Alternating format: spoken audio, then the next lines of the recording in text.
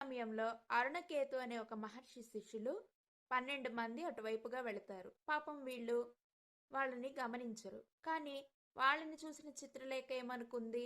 వీళ్ళు మమ్మల్ని చూశారు. వీళ్ళు మేము జల క్రీడలు ఆడటం చూశారు. వీళ్ళు మేము స్నానం చేయడం చూశారు. కనుక వీళ్ళని నేను శపిస్తాను అని చెప్పి వీళ్ళకేమోని శాపం ఇస్తుందనమాట. ఏమని? మీరు బుద్ధిమాంద్యులు కండి అని చెప్పి. వాళ్ళు చెప్తారమ్మా మేమేమి మిమ్మల్ని చూడలేదు. మా దారిని మేము వెళ్ళిపోతున్నామన్నా కూడా ఆవిడ వినిపించుకోదు. శాపం ఇచ్చి అక్కడి నుంచి ఆవిడని స్వర్గానికి వెళ్ళిపోతుంది. ఆ శాపానికి భయపడిన ఈ 12 మంది కూడా అరుణకేతు మహర్షి దగ్గరకు వెళ్ళి జరిగింది చెప్తారు. అయితే అరుణకేతు మహర్షి ఏమో బాధపడకండి.